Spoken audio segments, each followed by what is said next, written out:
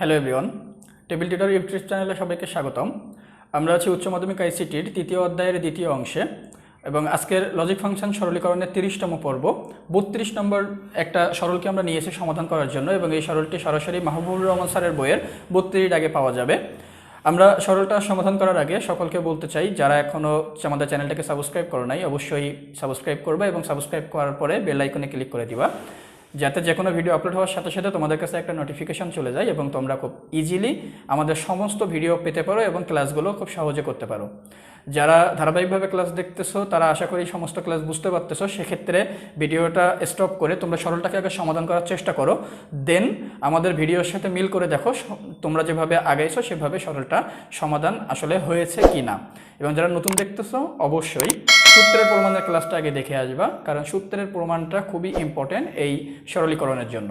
তো আমরা এখন শুরু করতে যাচ্ছি লজিক ফাংশন সরলীকরণের 30তম পর্ব।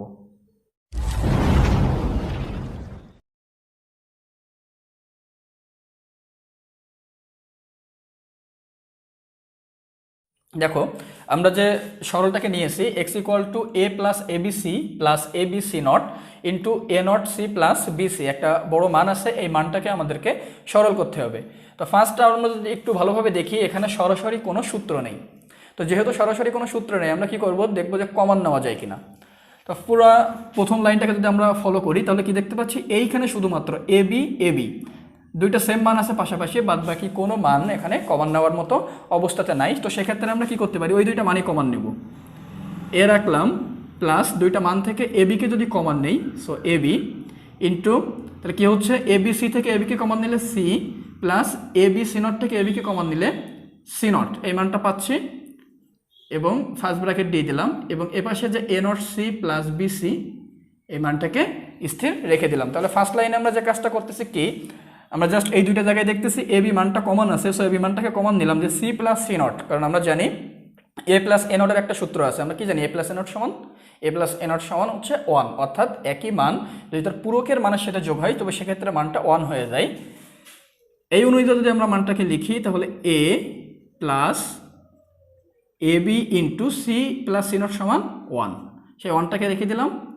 So a naught c plus b c এই মানটা চলে আসতেছে। পরবর্তী লাইনে কি করতে পারি, জাস্ট এ বির সাথে 1টাকে গুণ করে দিলাম, তাহলে a plus A b into A naught c plus b c, অর্থাৎ এ পাশের অংশে যে মানটা আছে আমরা মানটাকে সরাসরি রেখে দিচ্ছি। এখন এ প্লাস এ বি এই মানটাতে আমরা কাজ করবো। তো এ প্লাস এ বি সমান কি, এখানে দেখো মানটা এ এবং এ উভয় পক্ষে এ আছে, তাহলে খুব ইজিলি আমরা আবারও এ কে কমন নিতে পারি। তাহলে এই অংশ থেকে যদি এ কে কমন নেই, মান চলে আসতেছে 1 প্লাস এ বি থেকে এ কে কমন নিলে মান আসতেছে বি। এবং এই অংশটার মধ্যে দেখো সি কিন্তু আসলে কমন যায়, কিন্তু আমরা সিকে আদৌ কমন নিচ্ছি না, কারণ সিকে যদি কমন নেই সো এ নট বি কোনো সূত্র আসতেছে না, এই কারণেই আমরা সিকে কমন নিচ্ছি না। তোমাদের মনে হতে পারে প্রথম থেকে আমরা এখানে রেখে দিচ্ছি, যেহেতু কমন নেওয়ার প্রশ্ন উঠছে সো সিকে তো কমন নিতে পারি, বাট সিকে কমন নিচ্ছে না একটাই কারণে, তার কারণ সিকে যদি কমন নেই তাহলে মান আসবে দেখো এ নট প্লাস বি, এবং এ নট প্লাস বিতে আমার কাছে কোনো সূত্র আপাতত নাই। তো যেহেতু সূত্র নাই সেহেতু আমরা কমন নিয়ে কোনো লাভও নাই, এই কারণে আমরা মানটাকে রাখতেছি। সো এই পাশে মানটাকে রেখে দেই, a naught c plus b c মানটাকে রাখলাম। এখন দেখো 1 প্লাস বি, সো আমরা 1 প্লাস বি সমান কি জানি, 1 প্লাস বি সমান 1, যেহেতু এ প্লাস 1 সমান 1, 1 প্লাস বি বা বি প্লাস 1 সমানও 1, সেই অনুযায়ী আমরা কি করতে পারি, এ কে রাখলাম ইন্টু 1 প্লাস বি সমান 1 এবং পরবর্তী যে অংশটা আছে a naught c plus b c মানটাকে সরাসরি বসাই দিলাম।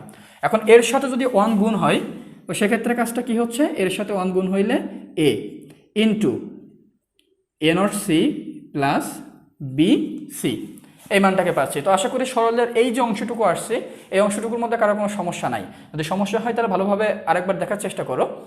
এবার যে কাজটা করব, এ মানটাকে আমি উভয় পক্ষের সাথে গুণ করে দেবো, যেহেতু কমন নেওয়া আছে, অর্থাৎ কি এটা এই মানের মধ্যেও ছিল এই মানের মধ্যেও ছিল। আমাদের যখন উভয় পক্ষে একই মান থাকে তখন আমরা একটা মানকে কমন নেই, আর এখন যেহেতু কমন নেওয়া আছে আমরা যে কাজটা করবো এই কমন নেওয়া মানটাকে দুইটা পক্ষে গুণ করে দেবো।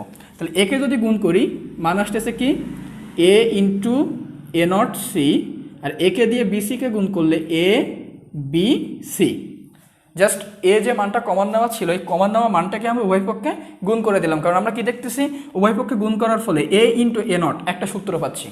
তো আমরা কি জানি এ ইন্টু এ নট সমান একই মান তার পূরকের মানের সাথে যেহেতু গুণ হয়েছে, so A into A not সমান 0 ইন্টু সিকে বসালাম প্লাস এ বি সি।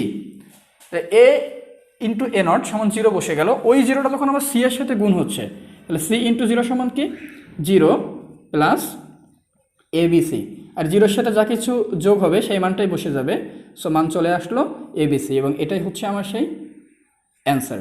তাহলে দেখো সরলটা আসলে বড় ছিল, বাট উত্তর বের করাটা কিন্তু খুব একটা কঠিন ছিল না। আমি সহজে আরেকবার সংক্ষেপে বলে দিই যে কাজটা করলাম।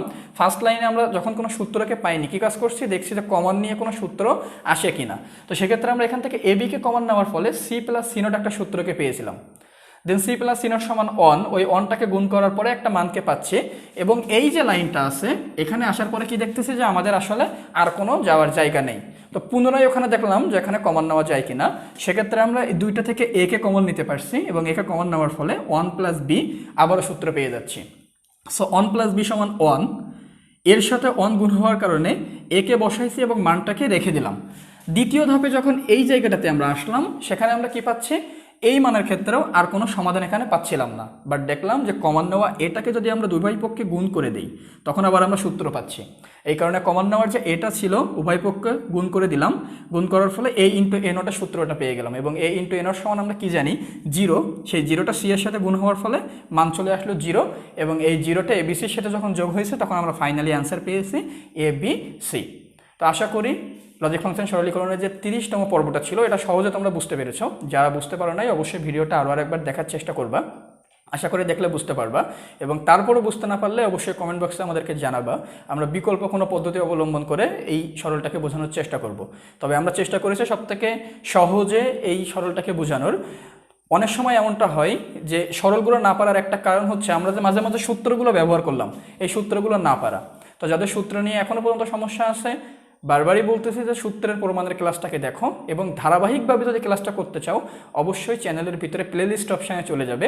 এখানে অধ্যায় ভিত্তিক প্রতিটি আলাদা আলাদা পার্টের প্লেলিস্ট করা আছে, তো খুব ইজিলি সেখান থেকে তোমরা এই প্লেলিস্ট দিয়ে সিরিয়ালি ক্লাসগুলো করতে পারবে। যারা নতুন আসো অবশ্যই চ্যানেলটাকে সাবস্ক্রাইব করে রেখো যাতে যে কোনো ভিডিও আপলোড হওয়ার সাথে সাথে পেতে পারো। ধন্যবাদ সবাইকে।